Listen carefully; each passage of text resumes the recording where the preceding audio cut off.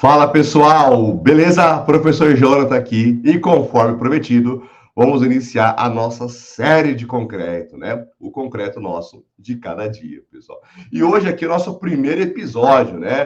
Para a gente poder falar desse material que é o material mais utilizado na indústria da construção civil. É lógico que a gente precisa fundamentar um pouquinho de história para vocês, né? Então hoje queria falar com vocês aqui sobre a história do concreto, né? Vamos tentar ver aonde nasce o concreto, ou se tem aí uma data que realmente a gente pode chamar de 00 desse processo, né? Preparei uma aulona para vocês aqui do nosso primeiro episódio. Então, vamos lá, vamos lá, vamos lá, vamos lá. Vamos lá, senhoras e senhores. Deixa eu só... Aê, agora sim, agora o rolê ficou bom. O concreto nosso de cada dia, a história do concreto, pessoal. Vamos lá. Para eu começar a fundamentar um pouquinho da história do concreto, quero trazer aqui alguns detalhes de fundamentação para vocês, né? Primeiro, um breve histórico do cimento, porque não existe concreto sem cimento, beleza? Primeira coisa que a gente vai entender. Então, eu vou voltar um pouquinho com vocês aqui para que a gente possa falar um pouquinho do cimento, tá? Do nosso tal cimento Portland, né? Então, a palavra cimento, ela é originada do latim caimento, né, que designava na velha Roma. Então, olha aqui, olha Roma, já vamos marcando algumas palavras-chave aqui dessa aula de hoje, pessoal. Que era uma pedra natural, dos rochedos, onde se esquadrejava. Então, a gente tem ali essa história do cimento, meio que nascendo em Roma ali, este conceito, né? A origem, pessoal, do cimento, e eu nem vou falar cimento Portland agora, né? Ela tem cerca de 4.500 anos. Tá? Isso é o que nos referenciais bibliográficos, nos estudos, é que a gente tem mais ou menos uma data de referência, beleza? Fatos importantes, tá? A gente tem aí a primeira ideia, né, os primeiros conceitos no Egito Antigo, que a gente tem aí uma mistura do calcinato, ou seja, do cálcio, né, que também tem uma mistura com a gipsita. Então, a gente tem o uso desses dois materiais, que eram materiais abundantes na época. Lembra o seguinte, eu ainda tenho técnicas construtivas naturais, ou seja, eu vou sempre trabalhar ao longo da história com os materiais que eu tenho na minha região, na minha época. Então, no Egito Antigo, tinha então esse uso intensivo da gipsita, do cálcio e também, pessoal, a gente vai pegar ao longo da história o uso das cinzas vulcânicas. Olha que detalhe interessante. O uso das cinzas vulcânicas, pessoal, ele começou a ser utilizado em uma cidade italiana chamada, vem comigo, Pozzuoli. Pozzuoli. Então, era uma mistura de cálcio, gesso, cinzas vulcânicas da cidade italiana de Pozzuoli. Isso te lembra alguma coisa? Isso te lembra uma tal de pozzolana? Hã? Vamos lá. Hoje nós vamos de história e vamos relembrar um pouquinho aqui para vocês, né? Vou trazer 3 personagens importantes aqui na formação do cimento, tá? Vamos lá para 1756, com o inglês John Smithson. Na verdade, ele teve assim, e aí vocês vão entender que sempre ao longo da evolução dos materiais, eu vou ter engenheiros, professores, pesquisadores, construtores, sempre cada vez mais tentando melhorar algum processo, tá? Então, qual que foi a contribuição, né, do John aqui, né? Ele, na verdade, ele descobriu essa correlação de calcinação de calcário e argila. Então, a mistura de calcário e argila, isso queimado, isso dava um material resistente. Um material muito resistente. Né? Então, essa mistura, após o seu processo de endurecimento, pessoal, ele dava um material muito resistente para a época, tá? Ou seja, era a base que eu tinha ali, então, de começar a evoluir, né, as minhas construções. Quando eu falo na evolução da construção, ela é poder verticalizar algo e poder criar algo mais resistentes, tá? 1818. Tá? Eu vou chamar esses 3 pontos principais aqui do cimento, porque o foco nosso é concreto, mas eu tenho que chamar essa galera para o rolê. Eu preciso trazer aqui o Francis Ricati. Não tem nem dúvida nenhuma, pessoal. Porque o que Vicati fez, pessoal? Nada mais, ele evoluiu nessa mistura, né, dos componentes argilosos e calcários. Então, ele tem aí, sim, o seu primeiro entendimento de melhorar muito mais essa mistura e entender que este material tem um tempo que ele endurece, que poderia mexer esse material por um bom tempo, conseguiria manter mexendo este material, ou seja, então eu conseguia, a partir do momento que eu entendo qual que é o ponto-chave que este material endurece, eu comecei a aumentar o volume desse material para fazer isso em grande escala. Ó, não fala para ninguém não, mas Vicati é o mesmo rolê da agulha de Vicati do ensaio de laboratório, aonde eu estudo o tempo de pega do cimento. Pronto, falei, spoiler total. É? Sim, porque o francês Vicati teve esse pulo do gato de entender quanto tempo demorava para endurecer esse material. Porque se ele tinha noção de quanto tempo ele demorava para endurecer, ele conseguiu aumentar o seu volume de produção. Mas o grande pai, né, o considerado aí o pai do cimento é Joseph Aspin. Sim, pessoal. Por que ele foi, né?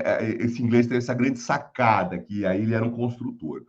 Porque ele pegou todos esses conceitos que já vinham sendo desenvolvidos, pessoal, e ele resolveu queimar e se transformar num pó. Por quê? Eu tinha a mistura de calcário e argila, mas aquela coisa muito grossa, era difícil de mexer, você não tinha um padrão, você não tinha uma granulometria, né? Então, esse construtor, né, o Joseph Aspin, o que ele faz? Ele queima esse material, transformando isso num pó, e remistura isso. Mano, a hora que ele mistura este pó tem o mesmo endurecimento com a mesma resistência.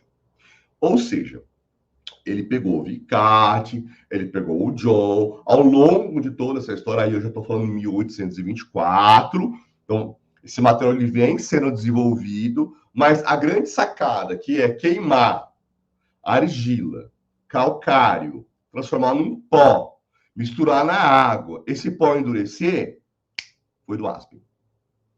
O que ele fez? Ligeiro pra caramba, foi lá e patenteou. Por que deu a patente nisso? Porque ele usou técnicas rudimentares e criou uma nova técnica, que é o processo de queima, transformando num pó cinza. Um pó cinza que lembrava muito as cores da ilha britânica de Portland. Como que ele patenteou? Ele, então, batiza o nosso CP. Ele batiza o nosso cimento Portland, homenageando, então, assim, a cor cinza das Ilhas Britânicas.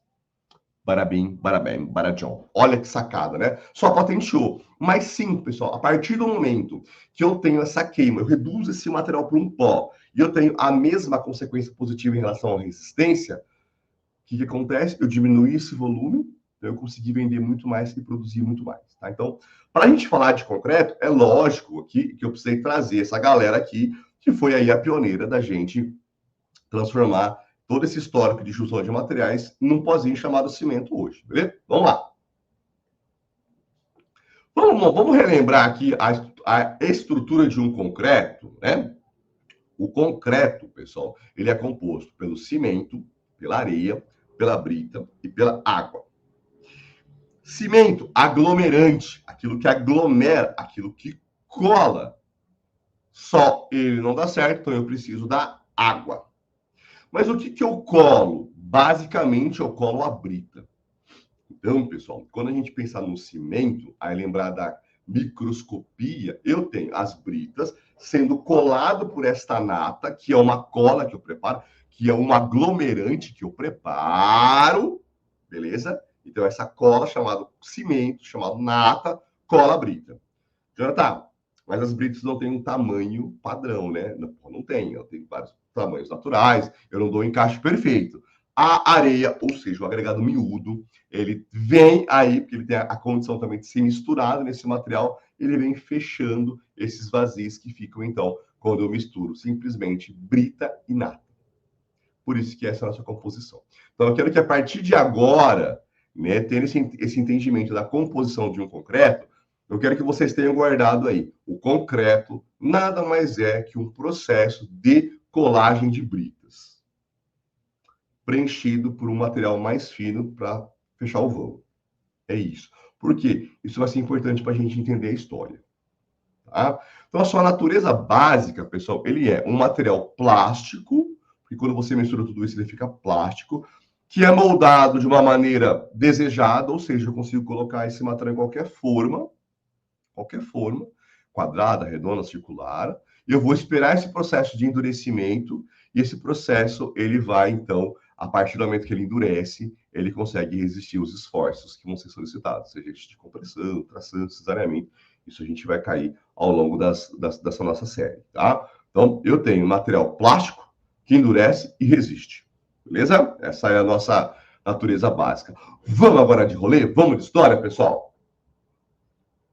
Eu quero começar com vocês lá 12.000 anos antes de Cristo, em Israel. Por que em Israel, pessoal? Porque nessa região nós tínhamos ali uma grande formação rochosa de calcário e argila chustosa. Então, o componente básico disso, pessoal, da formação do cimento depois disso de concreto, a gente já tem uma data de 12.000 anos antes de Cristo, que era os primeiros homens misturando este material mesmo grosseiramente, né? E quando ele endurecia, ele dava uma resistência necessária, né? Então, nós falamos que os primeiros homens, já há 12.000 anos antes de Cristo, já tinham esse entendimento da mistura desses dois materiais. Por quê? Porque naquela região tinha muito calcário e argila, tá? Eles não tinham opções, ou também não tinham conhecimento técnico de buscar outras misturas. Então, era um material, lembra que eu comecei falando aqui, que eu tenho que lembrar de processos construtivos artesanais e naturais. O que eu tenho no meu redor é que eu vou utilizar, tá? Os primeiros homens sapiens, né, já refugiando dos seus lugares, ou seja, aquela questão de eu parar de ficar andando no rolê, né, de ser nômade, né? Vou para cá, vou para lá, venho aqui, venho ali. Quando eu tenho aquele momento que eu paro e eu começo a fixar um local, automaticamente a gente começa a pensar numa estrutura, né? Então, os primeiros locais que a gente vai habitar, né, são as rochas, cavernas, grutas. Então, a gente tem aí a formação de uma vila, de uma habitação, as rochas, as pedras. Então, nós vamos morar nisso agora, porque a gente tem aquela questão da migração dos nômades, a partir do momento, né, a evolução da humanidade, né, pessoal? Tem um vídeo que eu vou deixar um card para vocês também. Então, eu deixei de ser nômade, porra, cansei, não quero mais dar rolê. Vamos parar? Vamos. A partir do momento que eu paro, eu começo a tentar, e eu preciso até, por sobrevivência, lógico, né, resolver a minha situação. Preciso me proteger, preciso comer, preciso beber. Então, a gente tem aí agora a necessidade do ser humano tendo que ser atendida, tá? Então, a relação rocha para a gente é extremamente importante. 8.000 a 4.000 antes de Cristo, já na Europa, pessoal, a gente já tem, então, o surgimento das primeiras construções de pedras, tá bom? Porque lembra, né, o meu primeiro contato que eu tenho de uma formação de proteção, uma formação de segurança, foram as pedras, me baseando nas grutas, nas cavernas, né, nas rochas ali, aquele conformato. O que eu estou fazendo? Lembra-se, a humanidade está evoluindo e o processo também está evoluindo. Então, eu quero, de uma certa forma, copiar aquilo. Eu quero copiar como que eu faço uma rocha? Eu quero copiar como que eu faço uma gruta? Eu quero copiar como que eu faço uma caverna, né? Porque era o que eu tinha ainda de entendimento de uma moradia, de uma proteção. Então, entre 8.000 a 4.000 antes de Cristo, na Europa, a gente já começa a encontrar, né? Surge aí as primeiras construções de pedra. Porque lembra, né, eu estou copiando o processo evolutivo. Mas essas construções de pedra, pessoal, ela não tinha ainda um caráter de moradia. Ela tinha ainda uma questão muito mais mórbidas, ou seja, para enterrar os corpos. Então, a gente tinha ali esses fechamentos de pedra no entorno, ela para enterrar os mortos. E aí, lógico, sempre nós vamos trazer também as questões religiosas aqui. Então, a gente tem ali um local fechado de pedras, pessoal, né? Inclusive coberto, igual está aparecendo nas imagens aqui, mas que não era ainda como moradia, né? Porque eu ainda morava na gruta, eu ainda morava nas cavernas, né? De uma certa forma eu tinha essa habitação. Mas eu já comecei a entender que eu poderia usar as pedras, copiar essa estrutura de pedras, pedras alinhadas uma na outra, uma pedra em cima da outra, para construir novos elementos. E a partir desse momento, eu tenho, então, as chamadas câmeras mortuárias, né, onde a gente tem ali uma separação dos vivos e dos mortos. Beleza? Olha que interessante, eu quero que vocês venham me acompanhando aqui do uso de pedra. Olha essa imagem que bacana aqui, né, que a gente está resgatando com vocês. Vamos lá, pessoal. E olha que louco. Dentro desse alinhamento ainda, tem na história, né, e aí as pesquisas já nos mostram, pessoal, eu estou trazendo para vocês aqui, e lógico, já vou querer visitar, inclusive, né, uma história do que pode ter sido o chamado primeiro assentamento neolítico, pessoal. Ou seja, a primeira tentativa de se fazer uma habitação de pedras, tá? Está localizado na Escócia, está totalmente preservado ainda, né? É o Skara Brae. Então, a gente tem aqui a foto, olha que louco, né? Dá para perceber que existe uma proteção de pedras no entorno, uma pedra encaixada na outra, dá a impressão de você ter uns compartimentos ali, né? Aquela fotinha do fundo parece uma estante de colocar televisão, mas já era aí, né, pessoal? A história já foi nos mostrando o que viria aí para o futuro, né?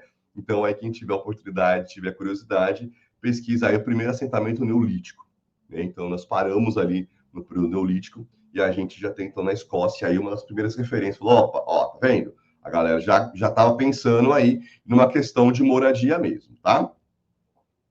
Dando um salto ainda, pessoal, dentro do Egito ainda, dentro daquela região, devido, lógico, né, a grande condição de eu ter calcário e a grande condição de eu ter argila ali, a gente tem, então, aí a primeira ideia de formar um módulo, né, um tal de tijolo, um tal de bloco, né? Então, nós aprendemos ao longo da humanidade também como posso dizer, a trabalhar com esse material, né?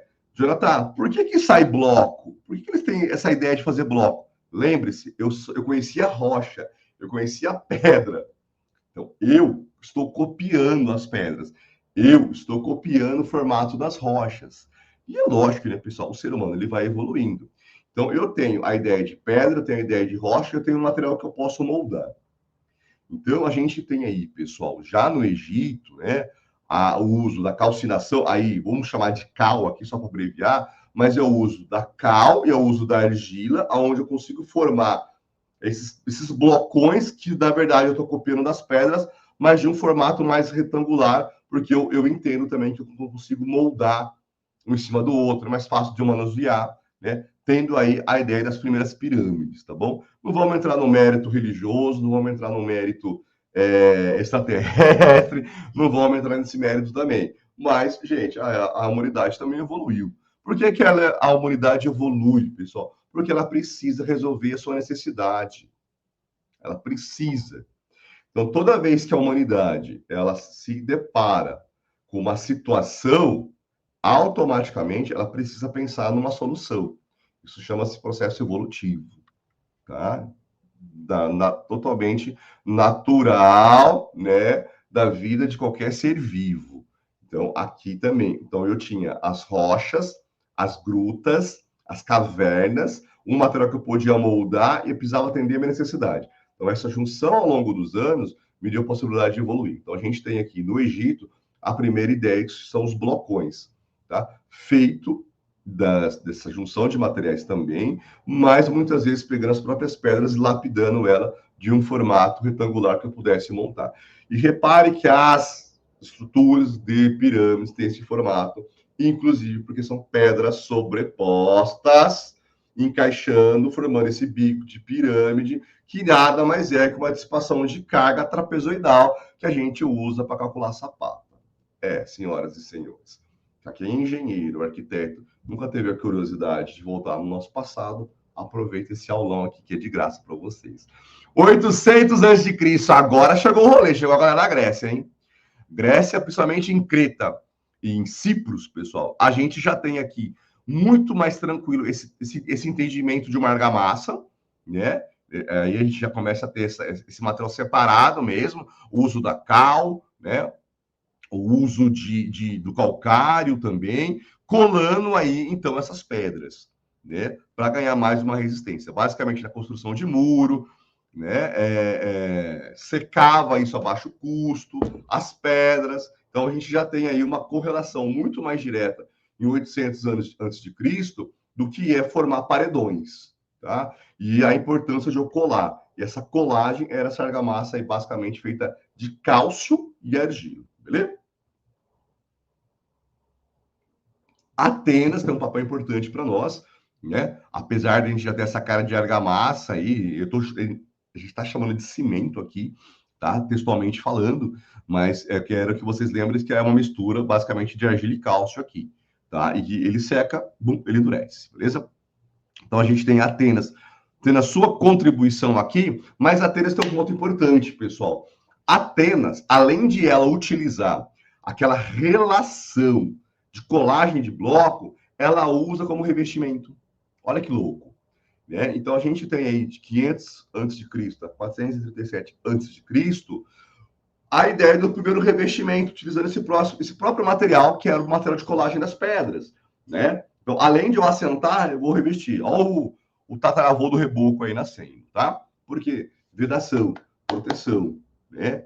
Frio, sol. Então, a gente começa a revestir esse material também. Atenas também, pessoal, ela vai contribuir num ponto muito importante. Como a gente já tem aí uma evolução no processo construtivo, a gente tem uma evolução na arquitetura dessas construções, já deixando a parte estética tomar conta para a gente, né? A gente, então, tem as primeiras estruturas sendo amarradas com ferro. Olha que louco, né? Então, para eu evoluir, para eu ter materiais mais resistentes, mais vão, mais bonito, porque agora que a estética é importante, tá? Eu já quero, eu quero melhorar, quero que fique bonito. A gente tem, então, o uso de ferro amarrando. Alô, concreto armado! Olha quem está chegando aí. E a gente tem isso, né, sendo desenvolvido por um arquiteto da época, tá? O Méricles, que é um arquiteto que ele começou a desenhar os chamados pilares, né? Os pilares de Atenas, por exemplo, já com uma questão mais arquitetônica, e ele precisava dar uma estrutura maior para vencer os vãos. E aí começa a utilizar o ferro também para amarrar. Olha que essa imagenzinha que está aparecendo para vocês aí, dá para a gente reparar que tem trechos de ferro amarrando isso. Então, olha que sacada agora. Então, além da argamassa, pessoal, eu já comecei a entender a importância de outros materiais, né? Para a gente poder trabalhar. E uma dessas peças interessantes, pessoal, e olha que louco, né? Ela é uma peça estrutural, ela é encontrada lá em Atenas, uma cidade chamada Propilae. Propilae. Olha aí as questões do propileno, saindo daqui já também mais uma ramificação de palavras que a gente já usa muito e não sabia de onde vem, né? Que era, então, a gente colocar fios de ferro para ajudar nessa estrutura, tá? Vamos para o Império Romano? Agora o rolê vai ficar diferente.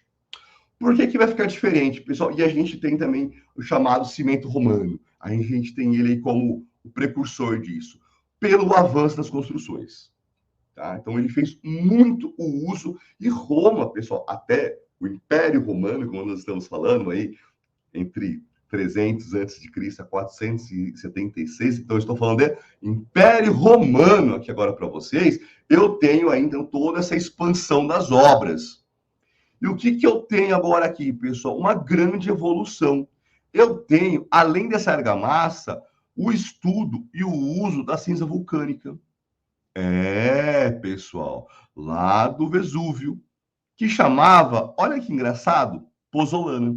Lembra lá do comecinho? Olha a gente amarrando aqui.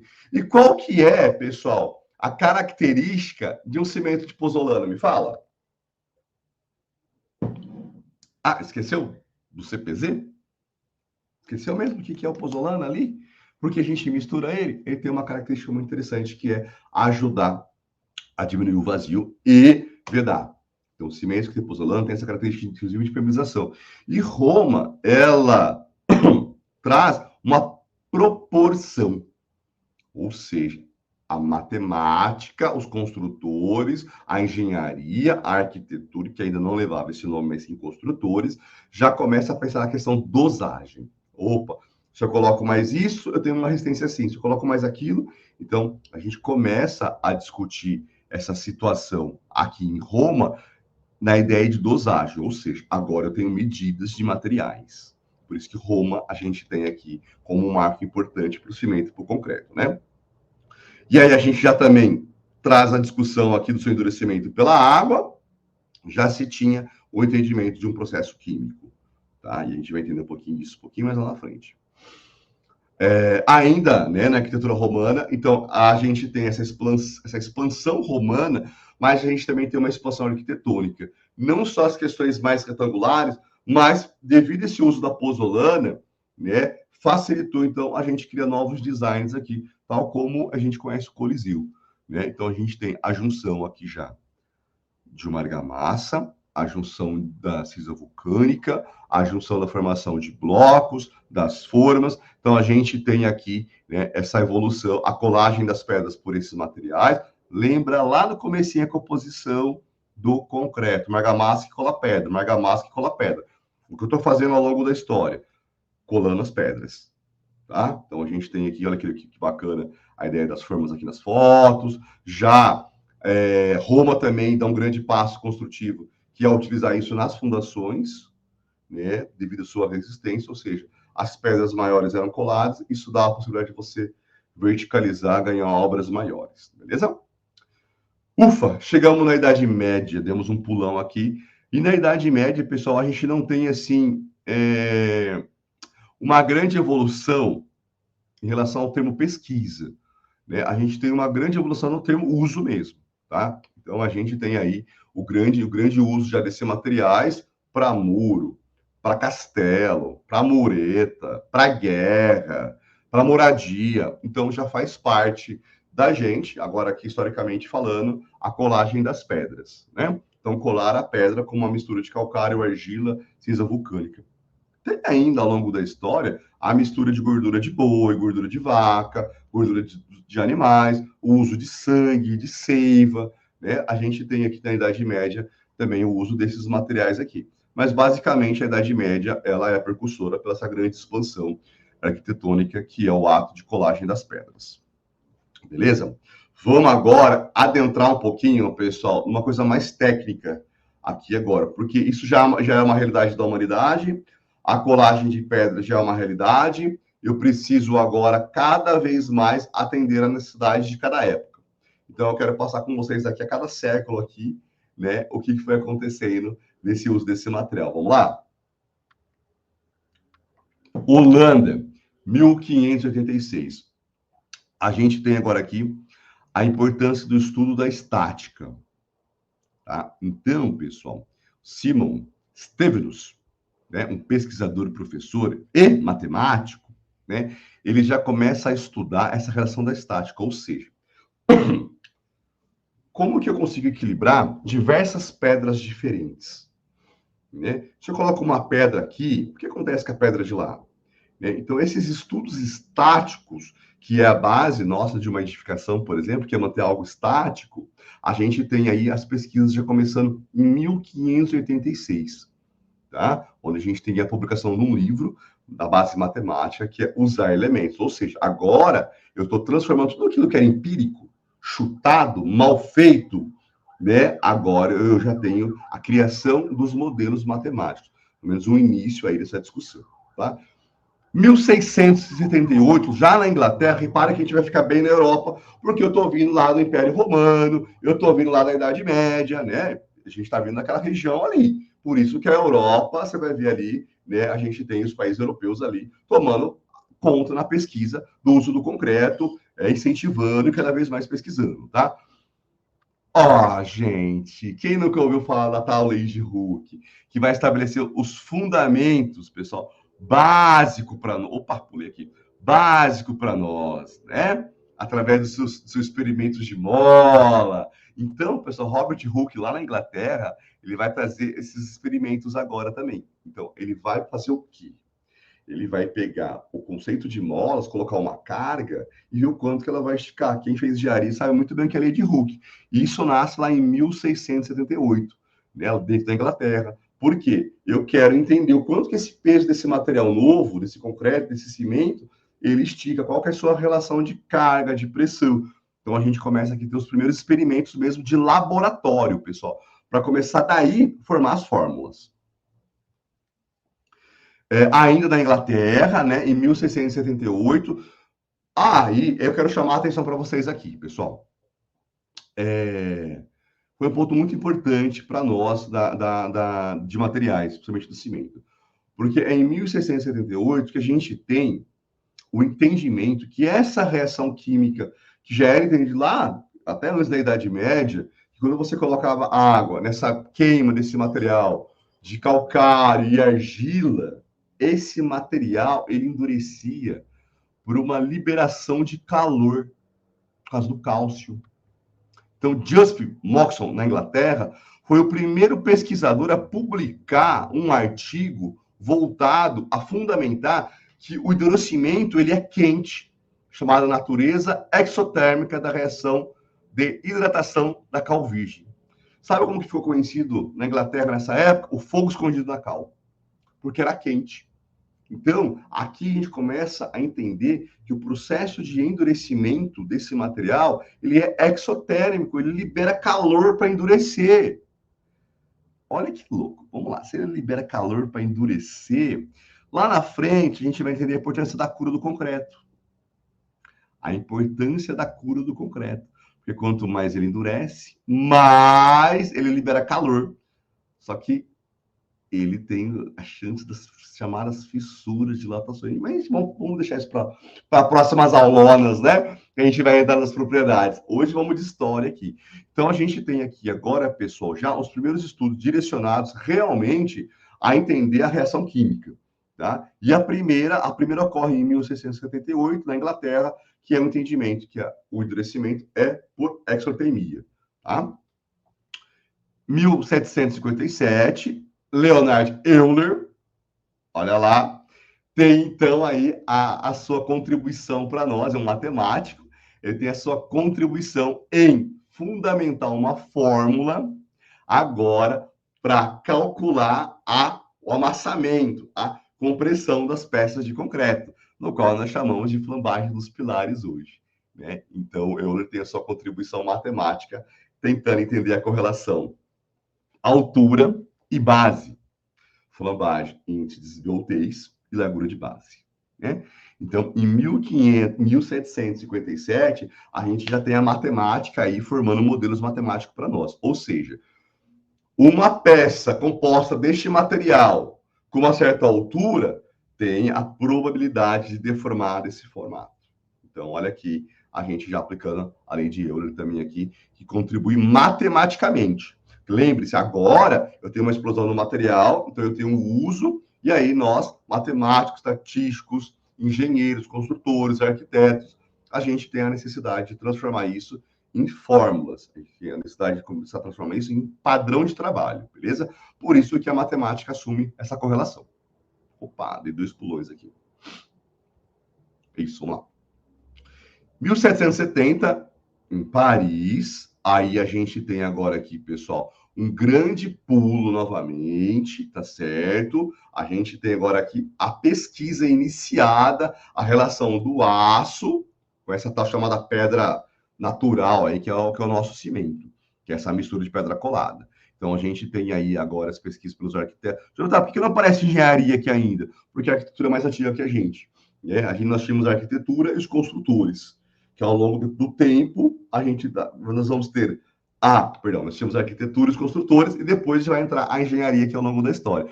Mas os construtores, aqui, toda vez que a gente fala de construtor, somos nós, os engenheiros, né, pessoal? Então, a gente tem aqui agora a necessidade de entender um pouquinho mais essa correlação, uso do aço, uso do concreto, aço e concreto, aço e concreto, aço e concreto, concreto armado, concreto armado. Então, a gente tem aqui essa necessidade de entender essa relação, porque a correlação inicial desses dois materiais possibilitou uma alteração na arquitetura também.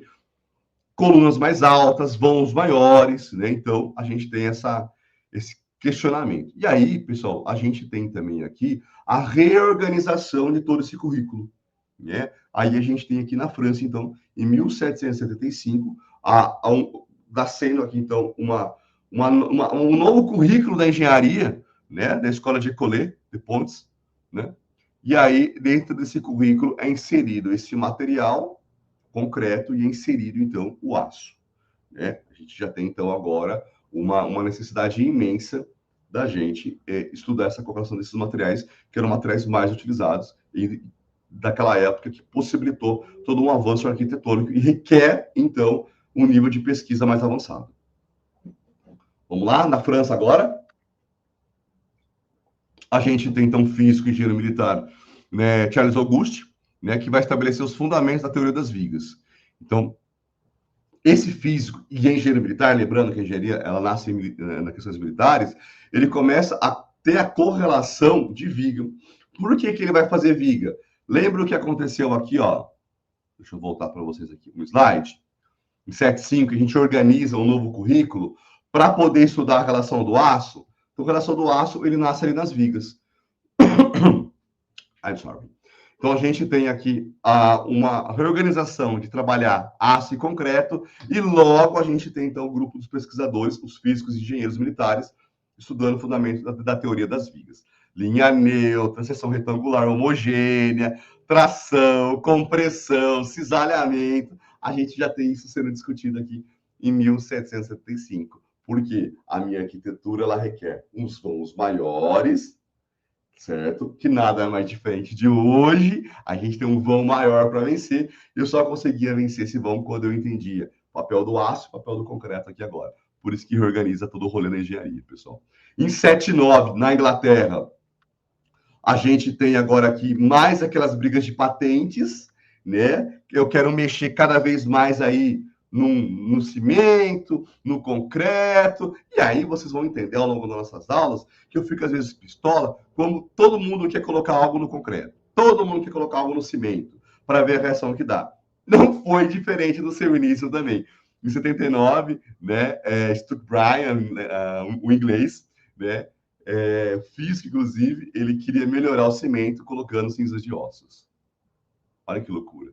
Por que cinza de ossos, pessoal? Jonathan, por que cinza de ossos? Me diz! Que é cálcio, né, gente? É cálcio, simplesmente isso.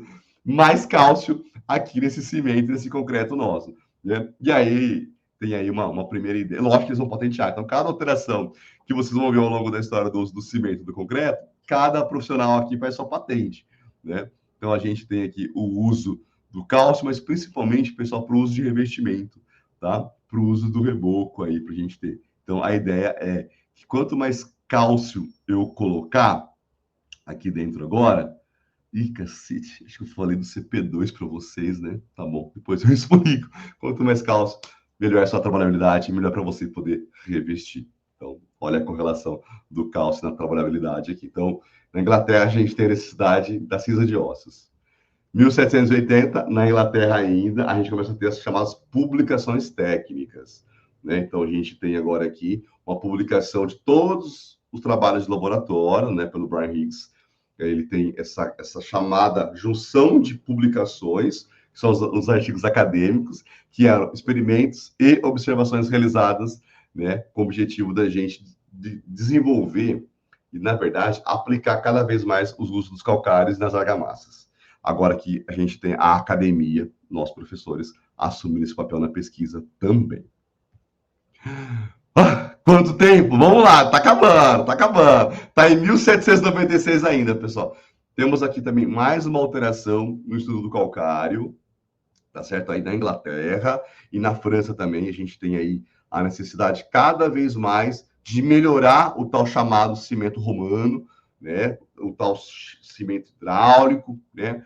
Porque agora a gente tem também um adensamento populacional. Eu já não tinha também agora como extrair tanto calcário, né? Eu já começo a ter aqui, entre 1790 e 1800, uma carência do calcário. Então, como começa a se faltar calcário, eu volto e começo a estudar aí, né, como que eu consigo otimizar esse material que é a base cimentícia, que é a base do concreto.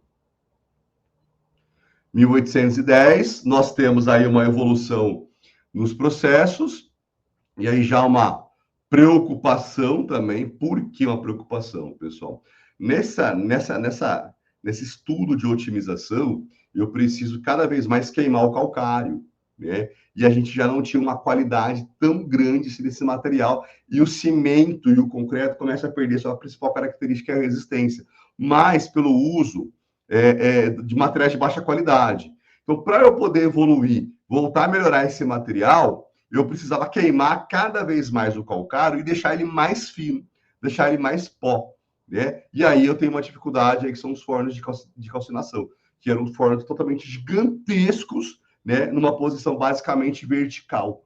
Então a gente começa a ter uma dificuldade na matéria-prima, né? Então aqui em 1810 começa a dar um drama para a gente no concreto. Vamos lá? Já falei de vocês, de Vicati, né, que determinou aqui então para a gente o processo de endurecimento, por isso que eu trouxe ele no comecinho da nossa aula de hoje aqui, fazendo a sua menção e a sua puta contribuição, porque o tempo de pega é importante. Quem faz engenharia civil, com certeza, já foi no laboratório ali analisar tempo de pega de cimento, tempo de pega de gesso. Ó, e não fala para ninguém, não, que essa cara de Vicati foi colocar gesso no cimento, porque aí ele conseguia identificar exatamente o tempo de pega. Mas, ó, silêncio, fala para ninguém. A gente tem ainda, agora em 1820, tem uma parada, tem um rolê interessante. Um rolê bem interessante aqui em 1820, que a gente não falou até agora. É essa migração desse material para a América. Então, a gente tem agora, então, já esse cimento também muito bem sendo utilizado nos Estados Unidos, a gente também tem esse concreto sendo utilizado nos Estados Unidos, e lógico, então, que faz agora, às vezes, né, dos pesquisadores americanos conduzir esse processo, cada um com sua característica, né? Referência para nós, Cummins White foi o primeiro aí a patentear os cimentos americanos, né, suas características de materiais, seus usos, porque uma coisa era o calcário e a argila na Europa, outra coisa é o calcário e a argila na América. Então, eu tenho as bases, né, únicas, mas as qualidades e entendimentos diferenciados. Então, é importante a gente entender essa ida agora também desse material para a América, tá? E a gente tem 1820, então, aqui nos Estados Unidos, encabeçando todo esse processo. Aí a gente tem 24, aí sim, né, o Aspen validando totalmente o cimento Portland, aí a gente tem a grande patente, né, já falamos para vocês aí, em 1824, a gente tem a validação oficial e a patente desse cimento. Por quê? Aí eu já tenho isso na Inglaterra, eu já tenho isso na América. Então eu tenho aí as grandes potências já conduzindo o uso desse material. Se as grandes potências, pessoal, já adotou esse material, já usou nas construções, lógico, os países ao redor era por osmose, né? Era por osmose, até porque eles não tinham essa bagagem de pesquisa, essa bagagem de evolução. Então, você tem a Inglaterra, pioneira ali, né, junto com a França, com a Holanda também, e você tem os Estados Unidos aqui na América. Então, esse aglomerado de países aqui foram os responsáveis de espalhar o concreto e o cimento pelo esse mundão afora, tá? 1828, na Inglaterra, né, a gente já tem aí, então, o uso do cimento muito bem sendo utilizado, e aí ele entrando também agora, por exemplo, em outras atividades, tal como aqui a gente começa a vedar o túnel da Tamânsia, né? A gente tem, então, aqui o uso desse cimento saindo totalmente das questões habitacionais, construções e tomando, né, outros méritos também. A Alemanha tem a sua contribuição absurda, porque é na Alemanha que a gente começa a discutir claramente a resistência de tração e a resistência de compressão, e concluindo que o concreto ele é fodástico na compressão.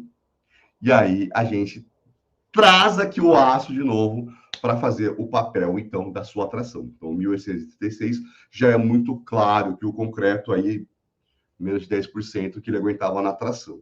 Então, para a gente trabalhar em grandes escalas, em grandes obras, era necessário, então, a gente ter essa combinação concreto e aço, né? Então, a Alemanha aí tem sua contribuição na formatação das prensas, na verdade, na formatação dos seus primeiros ensaios, pessoal.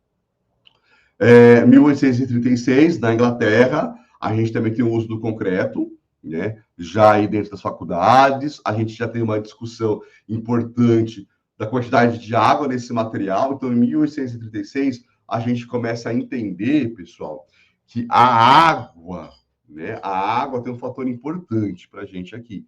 Então, a discussão de traço de água, relação água-materiais, começa a ser colocado aqui também, tá? A gente tem esse uso aqui, esse uso da discussão, principalmente, né? Do uso da água para a gente aqui na Inglaterra. Ainda na Inglaterra, em 1845, a gente tem aí, né, a queima de calcário numa temperatura diferenciada. A gente começa a discutir novamente aqui qual que é a temperatura correta. Lembrando, você viu que eu discuti o teor de água, o teor o teor das cinzas vulcânicas, e aqui agora eu falei, mas e aí, qual que é a temperatura correta disso? Porque eu tinha muita diferença, não queimava mais, não queimava menos, né? Então a gente tem aqui Isaac John na Inglaterra, trazendo aí a primeira ideia que nós chamamos de clinker, que é essa queima desse material aqui. Aí tá achando realmente que essa seria a temperatura ideal. Lembre-se, estou formando agora um conjunto de informações para padronizar o uso desse material no mundo todo. Então, cada pesquisador, cada nação aqui tem a sua contribuição, pessoal. 1847 a 48, é lógico que nós teríamos brigas técnicas e brigas acadêmicas, natural, nós gostamos de brigar nós professores. Nós temos um ego gigantesco, né? A gente tem as primeiras controvérsias, ou seja, as primeiras discussões de contrapontos, né? Ah, o seu ensaio deu tanto, meu ensaio deu tanto, o senhor está errado, o senhor está errado. O problema, pessoal, é que nós não tínhamos uma padronização nos ensaios. Cada nação fazia com o seu material e fazia, então, com o equipamento que tinha, suas prensas, né? Então, começa aqui a discutir a padronização dos ensaios, né? Como que era o tamanho da prensa, qual que é a carga que tinha que ser colocada, né? Essas prensas que a gente vê aí na faculdade, nas aulas de materiais, a gente começa a discutir isso aí em 1948, 47, 48. Por quê? A gente começa a ter as publicações e divergências de publicações. Não, mas o cara também fez o mesmo tanto que eu, por que o dele resistiu mais, o meu resistiu menos? Então a gente começa a ter essa preocupação. Então a gente dá um passinho para trás aqui na evolução do material, mas eu necessito agora padronizar os formatos de ensaios para a gente ter as mesmas resistências. Olha a Alemanha de novo chegando forte aqui, né? A Alemanha, mais uma vez, ela toma para si os ensaios, né? Então, começamos aqui em 1900 agora a gente já começa a ter uma padronização e uma uniformização, então, dos formatos de forno, de temperatura, de volume de água, cálculo de calcário, né? Então, a gente começa a padronizar o uso dos materiais, que nós vamos chamar de traço lá na frente, e o formato de ensaio. Um ensaio de compressão tem que ter uma peça tal, cilíndrica, uma carga tal. Então, a Alemanha, ela puxa o bonde para ela aqui, então, e começa a tomar frente para padronizar os ensaios. E aí todo mundo conseguiria ter a mesma resistência. 1850, a gente tem aqui ainda chamada teoria dos três momentos, né? Então, a gente começa a voltar ali a estudar as estruturas. Lembrando, agora estou estudando estruturas compostas por esses materiais, né? Momento fletor, momento máximo, momento mínimo, momento... Então, a gente tem aqui essa teoria sendo chamada aqui porque eu tenho as vigas. Lembrando, as vigas me possibilitam grandes vãos. Então, a gente tem as vigas aqui muito bem estudadas nesse momento, porque a viga, ela possibilita o uso do aço também. 1850 a 55 na França, aí a gente tem a primeira publicação oficial, ainda chamada de cimento armado, tá? Chamada de cimento armado ainda, que nada mais é que uma massa de concreto com aço. Então, a gente tem aqui já esse primeiro ponto, né, importante de discussão. 1872, a gente tem as primeiras patentes do forno. Lembra, cada engenheiro, cada pesquisador vai cuidando de um processo. A gente tem agora aqui uma discussão do jeito de queimar o calcário, né? Como que a gente queima isso, né? Como a gente mistura isso. Então, a gente tem aqui, em 1872, na Inglaterra, né, o estudo de um novo forno, né? Uma nova linha de produção de cimento de concreto, possibilitando, assim, queimar muito mais rápido o calcário. Queimar muito mais rápido a argila. E se eu queimo mais rápido, eu tenho mais produção desse material que estava sendo utilizado aí, ó, cidade crescendo, estrada crescendo, cidade crescendo, precisava cimento, concreto, cadê? Não tem mais. Então a gente volta lá e pesquisa novos fornos, pesquisa uma outra forma de queimar, né? Se o forno vertical dá certo, se o forno deitado dá errado, né? Então a gente começa a ter essa evolução. E aí a gente tem na Inglaterra uma patente de um forno rotativo, né? Ou seja, não era mais aquela coisa de você colocar o material e queimar e tirar cinza. Agora tem um forno rotativo. Esse forno rotativo possibilitou aqui, Frederick Ransomme, ele possibilitou, então, eu colocar muito mais material e ter uma queima muito mais uniforme. Bem parecido do que a gente usa hoje, tá vendo? Então, a gente tem aí, em 1885, a necessidade da alteração do forno também, né? 1887, a gente começa a estabelecer novas proporções de outros materiais, e aí, pessoal, vai surgir para a gente 3 materiais extremamente importantes, né, no estudo. A alita, a belita e a celita. Parece nome de 3 irmãs, não é verdade? Mas nada mais é que o silicato tricálcio, silicato dicálcio e o aluminato ferrato do tetracálcio. Jonathan, que rolê é esse? Lógico, se eu conseguir melhorar a minha produção de queima, otimizar, eu tenho como consequência de materiais, novos materiais. E aí, pessoal, quem abraça com a gente aqui agora é a galera da química. A galera da química entende a importância de começar a estudar essa reação e essa cadeia de novos materiais. Então, a gente tem aqui, na França, em 87, a primeira discussão desses 3 novos derivados do cálcio. Que vocês vão ver a importância disso na fluência, a importância disso na dilatação, a importância disso lá na oxidação do concreto. Lá na frente a gente vai ver. Mas a gente já tem aqui essa descoberta desse material, né, que vai entrar. E tudo por causa para entender cada vez mais o processo de endurecimento, né? 1890 a 1900, aí assim a gente começa a adicionar gesso, né? A gente começa a ter aí uma identidade de novos materiais compondo aí e entendendo cada função da adição, né? Cada função da adição. Então, em 1900, quem entra no rolê com a gente é a galera da química. Nós tivemos os matemáticos, tivemos os físicos, e agora a galera da química abraça esse rolê com a gente também, tá? Basicamente, em 1900 a 1910, a gente começa a analisar as básicas do cimento, começa a ter as normas, porque eu já tinha tanto ensaio, tanta pesquisa, tanta publicação, que agora eu tinha uma base legal para a gente começar a formalizar uma normatização, né? Então, nasce aí, em 1900, aí, as primeiras ideias, pessoal. E junto com isso, a gente começa a ter aí nos anos 20, né? A preocupação com a qualidade da mistura, estabelecer o traço correto. Eu já tinha muito material, eu já tinha muita publicação, eu já tinha muita informação. Então, década de 20 ali, a gente começa a tabelar realmente isso. Olha, tanto de cimento, tanto de areia, de água, isso chega nessa resistência. Então, a gente começa aí a criar chamadas pré-misturas, que são os traços hoje, né? Nós chamamos de traço, ela nasce com o nome de pré-mistura, pessoal. 1930, né? A gente começa a trabalhar com os aditivos, né? A galera química vem com a gente, aí entra incorporador de ar, resistências do concreto, e eu começo a entender, né? Porque agora eu tenho muito concreto, as ações ao longo do tempo. Caracas, mano, como que é o que aconteceu depois de 50 anos?